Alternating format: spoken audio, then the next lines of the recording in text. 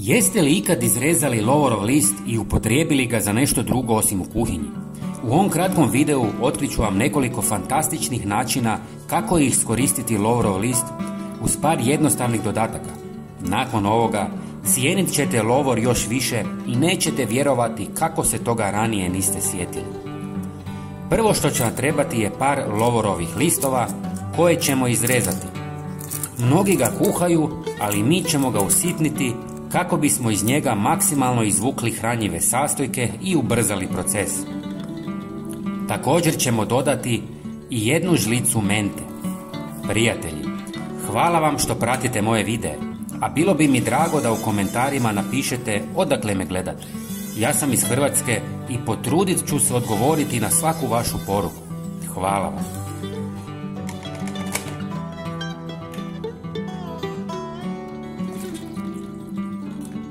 Istresite sastojke u 300 ml vruće vode, promiješajte i ostavite 2 sata da se ohladi. Procijedite kroz gazu kako biste dobili čistu tekućinu. Dodajte 100 ml limunovog soka. Napunite prskalicu. Sada ću vam pokazati više načina kako ovo možete iskoristiti. Sok limuna djeluje kao prirodni antibakterijski agens i često se koristi za čišćenje. U kombinaciji s lovorovim listom i mentom koji imaju antiseptička svojstva, ova mješavina učinkovito dezinficira, uklanja nečistoće i uništava bakterije na svim površinama. Također stvara zaštitni sloj i ugodan miris na površinama koji učinkovito odbija komarce, mrave, žohare, miševe i druge insekte i glodavce. Možete i prskati kožu kako biste se zaštitili od komaraca. Ali to nije sve. Pomiješajte malo ove mješavine s par litara vode i namačite noge.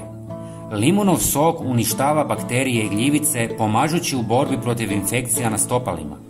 Lovor djeluje antiseptički i smiruje upale, dok menta osvježava i neutralizira neugodne mirise. Zajedno, ova kombinacija čisti, osvježava i štiti stopala od gljivičnih oboljenja i lošeg mirisa. Osim toga, ovom mješavinom možete prati podove i više nikad nećete imati insekte u kući. Zaboravite na štetne i skupe kemikalije. Za jako malo novca imate toliko koristi da je to nevjerovatno. Ovo morate podijeliti sa svojim prijateljima. Bit će oduševljeni. Prijatelji, hvala vam puno. Pozdrav!